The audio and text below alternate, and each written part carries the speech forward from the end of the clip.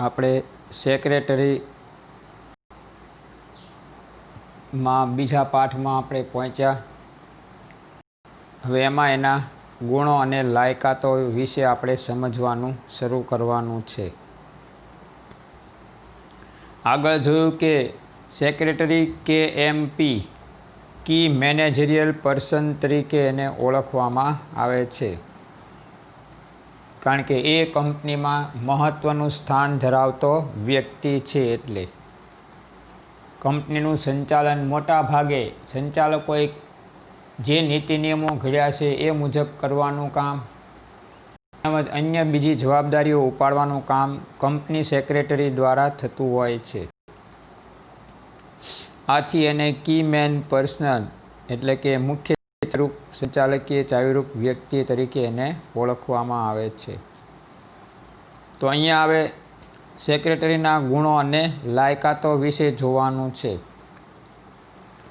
Company માળખામાં સેક્રેટરીનું સ્થાન ચાવીરૂપ સંચાલકીય વ્યક્તિ તરીકે નિશ્ચિત થયા બાદ સ્વાભાવિક રીતે જ તેની જવાબદારીઓ અને કાર્યક્ષેત્રમાં વધારો થાય છે. આ જવાબદારીનું યોગ્ય રીતે વહન કરી શકે તે માટે તેની પાસે કંપની ધારા મુજબ અનિવાર્ય શૈક્ષણિક લાયકાત અને વધારાની લાયકાત જરૂરી છે. તો અહીંયા આપણને પહેલી બાબત તો એણે આપી દીધી કે તેની પાસે કંપની ધારા મુજબ અનિવાર્ય શૈક્ષણિક લાયકાત એટલે કંપની સેક્રેટરી તરીકેનો એનો કોર્સ કરેલો હોવો જોઈએ અને વધારાની લાયકાત તરીકે કાયદાકીય જ્ઞાન એની પાસે હોવું જરૂરી છે. તો આ રીતે આપણે એને કંપની સેક્રેટરીના ગુણો અને લાયકાતોની બાબતમાં આગળ જોઈએ.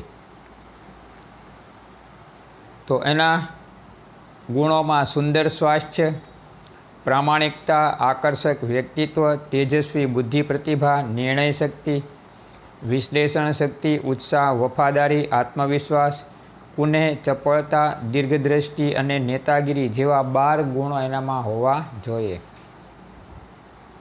તો એની લાયકાતની અંદર જોઈએ તો શૈક્ષણિક લાયકાત, હિસાબી વ્યવસ્થાનું જ્ઞાન, કાર્યાલય સંચાલનનું જ્ઞાન, સભા સંચાલનનું જ્ઞાન, વિવિધ કાયદાઓનું જ્ઞાન, આર્થિક અને રાજકીય પ્રવાહોનું જ્ઞાન, સંપ્રાંત સમસ્યાઓનું જ્ઞાન હોવું જોઈએ, અંગ્રેજી ભાષા ઉપર પ્રભુત્વ અને અન્ય ભાષાઓનું જ્ઞાન હોવું જોઈએ, જનસંપર્કનું જ્ઞાન, કોમ્પ્યુટર્સ અને અન્ય ઇલેક્ટ્રોનિક સાધનોનું જ્ઞાન પણ તેની પાસે હોવું જોઈએ.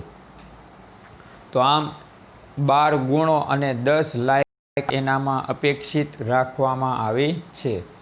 એટલે કે આ બધાની અપેક્ષા રાખવામાં આવી છે.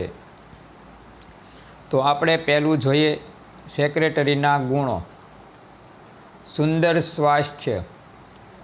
કંપની સેક્રેટરી મુખ્ય વહીવટી વડા હોવાને કારણે તેણે વિવિધ તબક્કે અથાગ પરિશ્રમ કરવો પડે છે.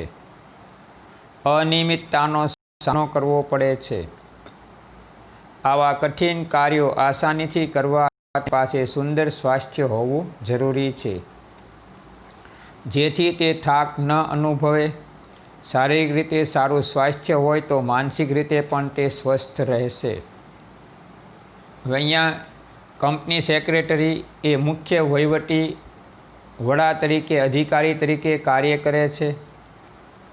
એટલે એણે કંપનીના દરેક કાર્ય માટે ખૂબ જ પરિશ્રમ એટલે મહેનત કરવી પડે છે. અનિયમિતતાઓનો અને અનિશ્ચિતતાઓનો પણ એને સામનો કરવો પડતો હોય છે. આવા કઠિન કાર્યો આસાનીથી કરવા માટે સ્વાસ્થ્ય સુંદર હોવું જોઈએ, એટલે તંદુરસ્ત હોવો જોઈએ. જો એ તંદુરસ્ત ન હોય તો બધાના કામ દોડીને કરી શકે નહીં, બરાબર, અને થાક અનુભવશે. એટલે એ વ્યક્તિ દોડીને કોઈના કામ કરી શકશે નહીં. આથી તેનું સ્વાસ્થ્ય સુંદર હોવું જોઈએ, એ સૌથી મહત્ત્વની બાબત છે. શારીરિક રીતે સારું સ્વાસ્થ્ય હોય તો માનસિક રીતે પણ તે સ્વસ્થ રહેશે. આ પહેલી બાબત છે. પહેલું સુખ તે જાતે નર્યા. જે વ્યક્તિ શારીરિક રીતે સ્વસ્થ હોય એને માનસિક કોઈ ચિંતા ન હોય, કારણ કે શરીરમાં સ્વસ્થ છે એટલે એ દોડી શકવાનો. પણ જેનું સ્વાસ્થ્ય નબળું છે એ માનસિક રીતે પણ કથળેલો હોય છે. બરાબર. તો આમ શારીરિક સ્વાસ્થ્ય સારું હોય તો એ માનસિક રીતે પણ સ્વસ્થ હશે, એટલે કંપનીના કર્મચારીઓના અને અન્ય પક્ષકારોના કામ તે સરળતાથી કરી શકશે. પછી પ્રામાણિકતા. સેક્રેટરી કંપનીમાં મુખ્ય ચાવીરૂપ સંચાલકીય વ્યક્તિ, જેના કારણે તે કંપનીની અનેક બાબતો જાણતો હોય છે. તેથી તે શુભ નિષ્ઠાથી અને પ્રામાણિકતાથી કામ કરે તે જરૂરી છે. તેની સુટેવો અન્ય અધિકારીઓને પ્રેરણારૂપ બને છે અને પોતે ચારિત્રવાન બને છે. અંગત હિતની જાળવણીના બદલે કંપનીના હિતની જાળવણી માટે તેનામાં પ્રામાણિકતા જરૂરી છે. તો અહીંયા પહેલું કે ભાઈ સેક્રેટરી કંપનીમાં મુખ્ય ચાવીરૂપ સંચાલકીય વ્યક્તિ છે, KMP આપણે આગળ જોયું, જેના કારણે તે કંપનીની અનેક બાબતો જાણતો હોય છે. મોટા ભાગના કંપનીના રહસ્યો, એની મહત્ત્વની બાબતો, સંચાલકોના રહસ્યો, એની બાબતો, બધી જાણકારી એની પાસે હોય છે. આથી એ શુભ નિષ્ઠાથી અને પ્રામાણિકતાથી કામ કરવી જરૂરી છે. કંપનીના રહસ્યો, મહત્ત્વની બાબતો એ અન્ય કોઈને ન કહે અને ગુપ્ત રાખે તો કંપની આગળ વધી શકે, વિકાસ થઈ શકે. પણ જો એ કંપનીના ગુપ્ત રહસ્યો બરાબર એ અન્ય કોઈને જણાવી દે, બીજી કંપનીને, તો એ કંપનીવાળા આ કંપની સાથે હરીફાઈમાં હોય, આ કંપનીને નુકસાન પહોંચાડી શકે છે. એટલે પરિસ્થિતિ એવી છે કે એણે શુભ નિષ્ઠાથી અને પ્રામાણિકતાથી કામ કરવું જરૂરી છે. તેની સુટેવો અન્ય અધિકારીઓને પ્રેરણારૂપ બને છે. જો પોતે પ્રામાણિક હશે અને શુભ નિષ્ઠાથી કાર્ય કરતો હશે તો અન્ય નીચેના અધિકારીઓ પણ આ જ રીતે કામ કરવા પ્રેરાશે. પણ સેક્રેટરીમાં લાંચ લેવાની, પૈસા ભેગા કરવાની અંગત સ્વાર્થની વૃત્તિ છે તો અન્ય અધિકારીઓ પણ તેને અનુસરશે. બરાબર. એટલે પરિસ્થિતિ આવી ન થાય એ માટે એ ચરિત્રવાન હોવો જોઈએ. તો એને પ્રેરણા લઈ અને અન્ય અધિકારીઓ પણ ચરિત્રવાન બનશે. અંગત હિતની જાળવણીના બદલે કંપનીના હિતની જાળવણી માટે પોતાનામાં પ્રામાણિકતા જરૂરી છે. એણે અંગત હિત નથી ધ્યાનમાં લેવાનું, પોતે ઝડપથી માલદાર થઈ જાય, બરાબર, કંપનીનું જે થવું હોય થાય એવો વિચાર ન લાવી કંપની કેમ ઝડપથી આગળ વધે એની હારે રહેલા કર્મચારીઓ, પક્ષકારો, સંચાલકો બધા સાથે મળીને કેમ આગળ વધીએ એવી એનામાં ભાવના હોવી જોઈએ. તો આ રીતે એનામાં પ્રામાણિકતા જરૂરી છે. આકર્ષક વ્યક્તિત્વ.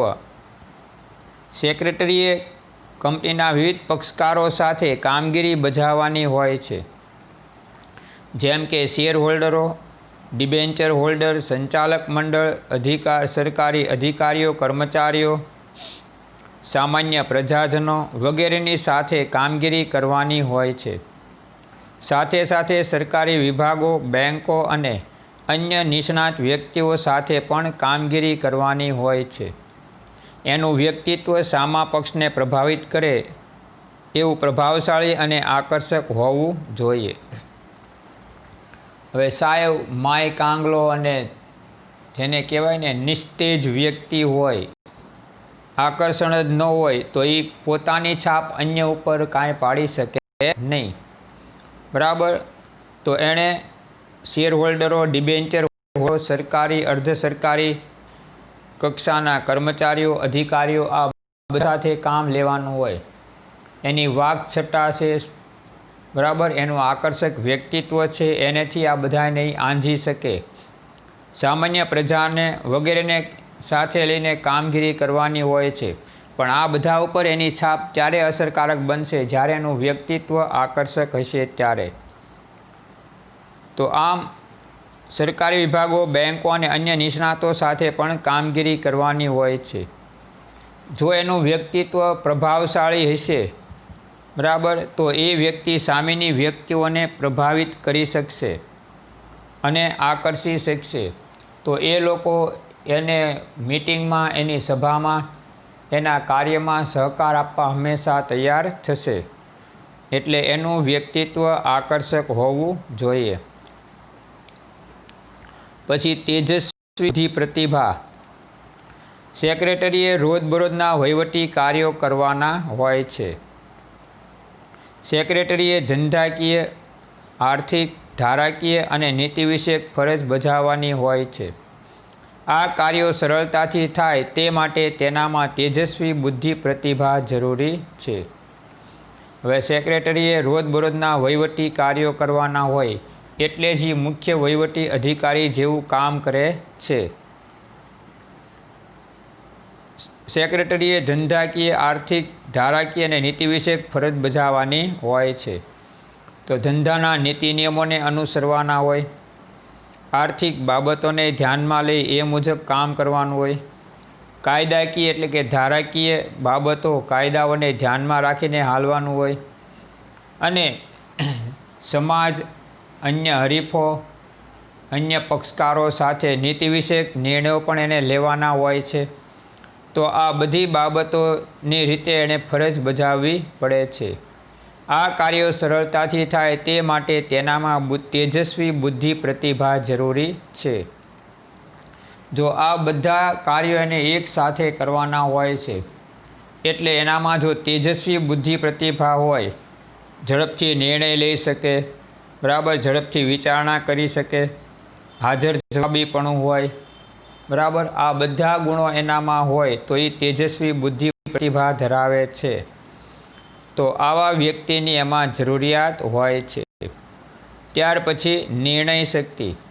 કોઈપણ બાબતમાં ત્વરિત નિર્ણય લેવાનું કાર્ય મુશ્કેલ હોય છે, પરંતુ રોજબરોજના સફળ માટે ઝડપી નિર્ણય શક્તિ જરૂરી છે.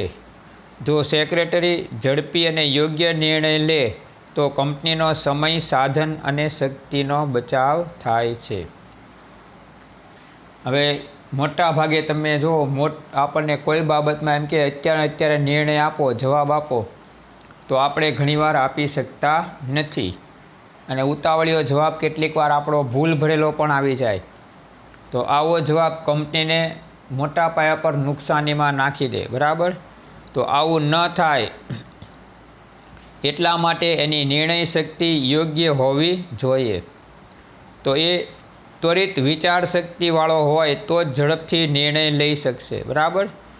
તો રોજબરોજના સફળ વહીવટ માટે એને ઝડપથી નિર્ણય લેવા પડે. માનો કે કોઈ કર્મચારીઓ હડતાલ ઉપર જાય એમ હોય ને એને કારણે એકમને મોટું નુકસાન થાય એમ હોય તો તરત જ એમની સાથે વાટાઘાટો કરી એમની હડતાલ રોકાય એવા પ્રયત્નો એના દ્વારા થવા જોઈએ. તો આ રીતે એ વ્યક્તિ ત્વરિત નિર્ણય લઈ શકે એવો હોવો જોઈએ. જો સેક્રેટરી ઝડપથી અને યોગ્ય નિર્ણય લે તો કંપનીનો સમય, સાધન અને શક્તિનો બચાવ થાય. ઝડપથી નિર્ણયો લેવાય તો હમણાં મેં કીધું કે ભાઈ કર્મચારીઓ હડતાલ ઉપર જતા અટકશે તો એમનો કામ કરવાનો સમય બચી ગયો. જો તમે નહીંતર હડતાલ ઉપર જાય તો કોઈ કામ ન થાય એટલે સમયનો બગાડ થાય, એની બદલે બગાડ અટક્યો સમયનો. સાધનો નિષ્ક્રિય પડ્યા રહે, ઉત્પાદન ન થાય તો સાધનોનો પણ હવે ઉપયોગ થશે, વાટાઘાટ દ્વારા સમાધાન થયું એટલે. અને શક્તિનો બચાવ થશે, શ્રમ શક્તિ કામે લાગશે તો એના દ્વારા ધંધો ઉત્પાદન મેળવશે, બરાબર. તો આમ સમય, સાધન અને શક્તિનો બચાવ એ નિર્ણય શક્તિથી સેક્રેટરી કરી શકશે. પછી વિશ્લેષણ શક્તિ.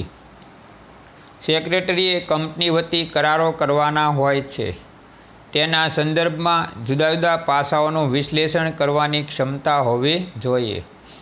કોઈ વહીવટી પ્રશ્નો ઊભા થાય તો તે તેની છણાવટ કરી દૂરોગામી પરિણામો વિચારીને નિર્ણયો લેશે. જો વિશ્લેષણ ક્ષમતા ન હોય તો કોઈ ખોટો નિર્ણય લેવાઈ જવાનો ભય હોય છે. હવે અહીંયા જોઈએ તો કોઈ ખોટો નિર્ણય ન લેવાઈ જાય તો એ માટે થઈને એની પાસે વિશ્લેષણ ક્ષમતા હોવી જોઈએ. તો એટલે કઈ બાબત સારી, કઈ બાબત ખરાબ, બરાબર, આનેથી ધંધાને કેટલો લાભ થશે, આનેથી કેટલું ધંધાને નુકસાન જશે, આનેથી કેટલો ખર્ચ વધશે, બરાબર, એમાં કેટલું વળતર મળશે, તો એ બધી બાબતો સારું ખરાબ હિતાવહ છે કે નથી હિતાવહ, તો આ બધી બાબતો અંગે એણે નિર્ણય લેવા માટે એની પાસે વિશ્લેષણ શક્તિ હોવી જોઈએ અને એને કારણે ખોટા નિર્ણયો લેવાતા અટકી જશે. તો આ રીતે એનામાં વિશ્લેષણ શક્તિ એ પણ મહત્ત્વનો ગુણ છે. ત્યાર પછી ઉત્સાહ. ઉત્સાહી સેક્રેટરી અન્ય કર્મચારીઓ માટે પ્રેરણારૂપ હોય છે, કારણ કે નિરુત્સાહી વ્યક્તિ કામનો બોજ બનાવી દે છે, જ્યારે ઉત્સાહી વ્યક્તિ કાર્યને સરળ બનાવે છે. હવે અહીંયા જો ઉત્સાહ તો પહેલી બાબત છે કે જો કોઈ કાર્ય આપણે ઉત્સાહથી કરીએ, આપણા ઘરના પ્રસંગનું કહી, તો બધા આપણને સાથ આપે અને આપણું કામ ઝડપથી થાય. પણ આપણે જ નિરુત્સાહ હોય કે ભાઈ કાંઈ કરવું નથી, રહેવા દો ને, કરશું ધીમે ધીમે, તો આપણી આ નિરુત્સાહી વૃત્તિ છે એ બીજાને આળસ લાવી દે, એટલે આપણું કોઈ કામ પછી ઝડપથી થતું નથી. એટલા માટે કહી શકાય કે સેક્રેટરીમાં ઉત્સાહ હોવો જોઈએ, અને નિરુત્સાહ હોય તો એ કંપનીના કાર્યો સરળતાથી કરી શકતો નથી. વફાદારી. સેક્રેટરી કંપનીનો મુખ્ય અધિકારી હોવાને કારણે તેની પાસે કંપનીની ઘણી બધી સંવેદનશીલ બાબતો અને ગુપ્ત બાબતો હોય છે, માટે તેનામાં વફાદારી જરૂરી છે.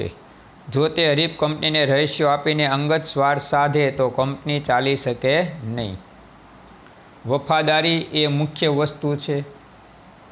લશ્કરમાં પહેલાં આવી પરિસ્થિતિ નહોતી, પણ હવે અમારી આર્મીની અંદર, એટલે કે આપણા લશ્કરની અંદર અમે હતા ત્યાં સુધી એવી કોઈ પરિસ્થિતિ નહોતી, પણ હવે આપણા સોલ્જરો વેચાઈ રહ્યા છે પૈસાની લાલચે.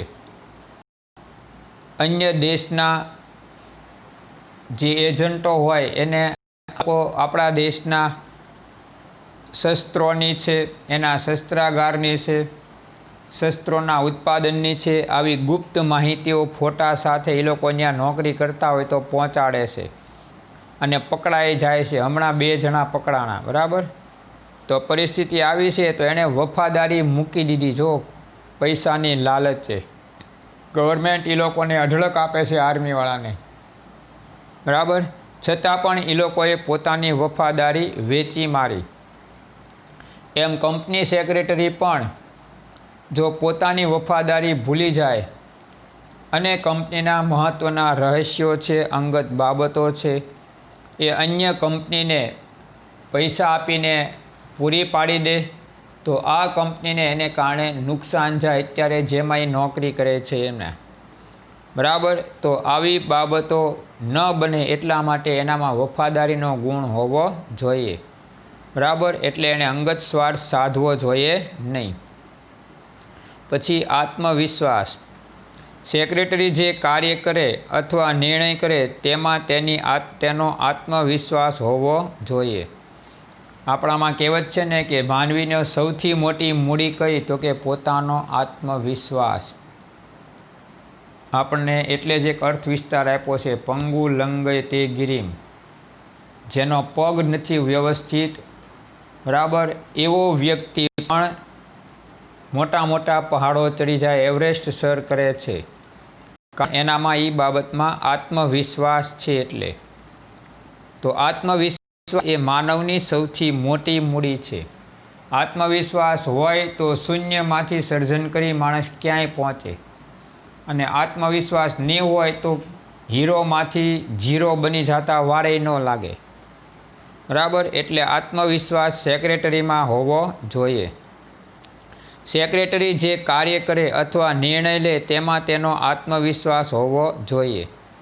તે જે કામગીરી કરે છે તેમાં સફળતા મળશે જ તેવો આશાવાદ હોવો જોઈએ. આત્મવિશ્વાસ ધરાવતો સેક્રેટરી વહીવટી ગૂંચ સરળતાથી ઉકેલે છે. હવે પહેલી બાબત એ કે સેક્રેટરીને જે કંઈ કામ સોંપવામાં આવે અને જે નિર્ણયો લે તેમાં તેનો આત્મવિશ્વાસ હોવો જોઈએ કે ભાઈ હું આ નિર્ણય લઉં છું એ સાચા જ છે એનાથી એકમને કોઈ પણ પ્રકારનું નુકસાન થશે નહીં. બરાબર. અને હું આ કામ કરી શકીશ, એમાં મને સફળતા મળશે જ, એવો તેનો આત્મવિશ્વાસ હોવો જોઈએ, એવો આશાવાદી હોવો જોઈએ. તો જ એ ધંધામાં આવતા ગૂંચવણભર્યા પ્રશ્નો, વહીવટી ગૂંચવણોને એ સરળતાથી ઉકેલી શકશે. અને એને કારણે અન્ય અધિકારીઓને પણ એની પર વિશ્વાસ બેસે કે ભાઈ ના, આ વ્યક્તિ પાસે જાશું ને તો આપણા પ્રશ્નનું ચોક્કસ નિવારણ આવશે. બરાબર. એટલે આવો વ્યક્તિ આત્મવિશ્વાસથી ભરપૂર હોય તો એ પોતાનું કાર્ય સરળતાથી કરી શકશે. ગંભીર ગૂંચવણો કે સમસ્યા ઊભી થાય તો એનો સામનો એ સરળતાથી કરી શકશે. એટલે એનામાં આત્મવિશ્વાસનો ગુણ હોવો જરૂરી છે. કુનેહ અને ચપળતા. સેક્રેટરી પાસે કાયદાની જટિલ બાબતો સમજવાની, મુશ્કેલ સંજોગોને આસાન બનાવવાની કુનેહ હોવી જોઈએ. પોતાની આસપાસ શું બની રહ્યું છે, કેવા ફેરફારો થઈ રહ્યા છે, તેનો ખ્યાલ ચપળ વ્યક્તિને તરત જ આવી જાય છે. અહીં પહેલી બાબત, સેક્રેટરી પાસે કાયદાકીય અને જટિલ સમસ્યાઓ આવતી હોય છે તો એને સમજવાની, મુશ્કેલ સંજોગોમાં કઈ રીતે માર્ગ કાઢવો એ અંગે એની પાસે નિર્ણય શક્તિ અને સમજણ હોવા જોઈએ. તો એ કુનેહથી એટલે ચપળતાથી કામ લઈ શકશે. પોતાની આસપાસ શું બની રહ્યું છે, કેવા ફેરફારો થઈ રહ્યા છે, તેનો ખ્યાલ ચપળ વ્યક્તિને તરત આવી જાય છે. કર્મચારીઓ એકમ વિશે શું બોલે છે, શું વિચારે છે, બહાર સમાજમાં એકમની વસ્તુઓની છાપ કેવી છે, તો એ બધી માહિતી રાખે અને જ્યાં જરૂર લાગે ત્યાં તાત્કાલિક ફેરફાર કરાવે તો એ એની કુનેહ અને ચપળતા છે. જેથી કરીને એકમને વધુ પડતું નુકસાન થતું એ વ્યક્તિ અટકાવી શકશે. જો તો આમ એની આસપાસના વાતાવરણનો એણે ખ્યાલ મેળવી લીધો અને એને આધારે હવે શું પરિવર્તન ઈચ્છીએ છીએ, લોકો શું માગે છે, કર્મચારીઓના શું પ્રશ્નો છે, એ લોકો કેમ રજૂ કરી શકતા નથી. બરાબર. આ બધી બાબતોની જાણકારી મેળવી અને પછી એ પ્રમાણે નિર્ણય લે તો એ કુશળ અને ચપળ વ્યક્તિ છે એમ કહેવાય. જેથી કરીને કોઈપણ સંજોગોમાં કોઈપણ પ્રશ્નોને સરળતાથી ઉકેલી શકશે. તો આમ બાહ્ય વાતાવરણનો, પર્યાવરણનો, બરાબર, સમય સંજોગોનો એને પૂરતો ખ્યાલ હોવો જોઈએ. તો આવી વ્યક્તિ ચપળ અને કુનેહ ગણવામાં આવે છે. પછી દીર્ઘદ્રષ્ટિ. સેક્રેટરી રોજબરોજના વહીવટી કાર્યો સાથે સંકળાયેલો હોય પરંતુ તેણે લીધેલા નિર્ણયોની ભવિષ્યમાં અન્ય કાર્યો પર કેવી અને કઈ અસરો પેદા કરશે તેનો અણસાર વર્તમાનમાં આવવો જોઈએ. દીર્ઘદ્રષ્ટિ એટલે ભવિષ્યનું જોવાની, વિચારવાની આમાં શક્તિ હોવી જોઈએ. આ વ્યક્તિ રોજબરોજના વહીવટી કાર્યો સાથે સંકળાયેલો છે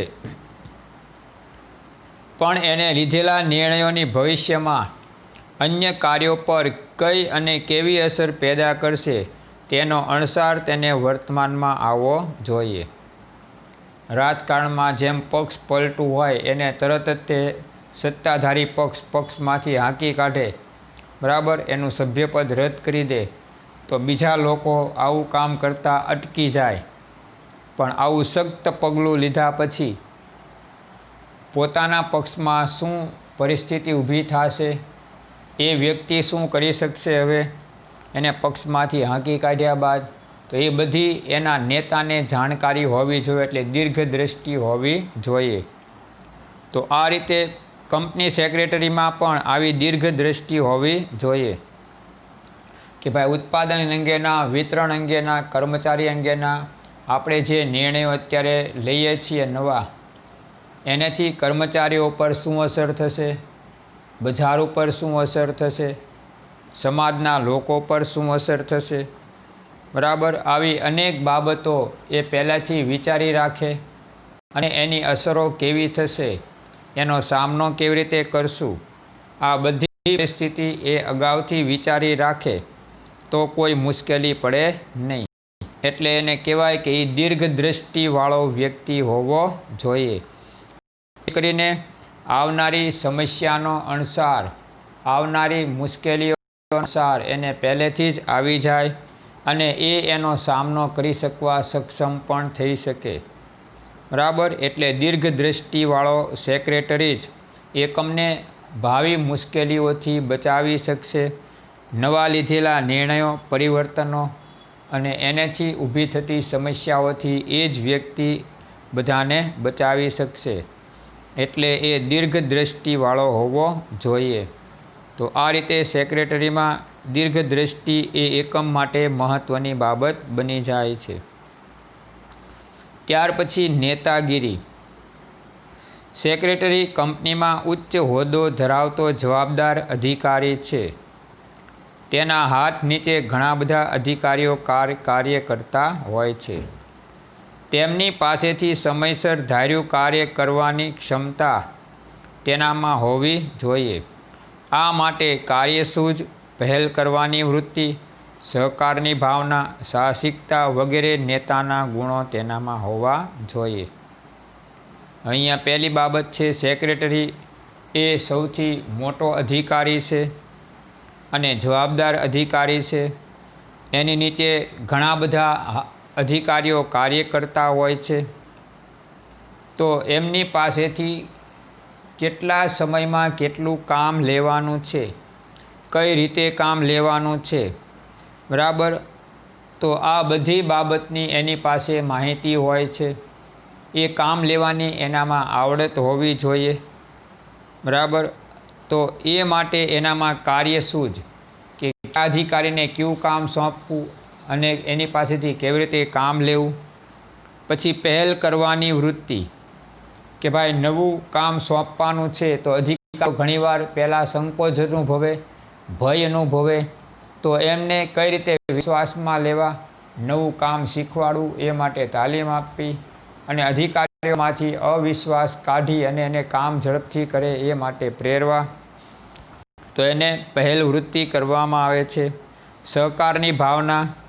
દરેક અધિકારીઓને સહકારની ભાવના વિકસે એવી પ્રેરણા પૂરી પાડવી.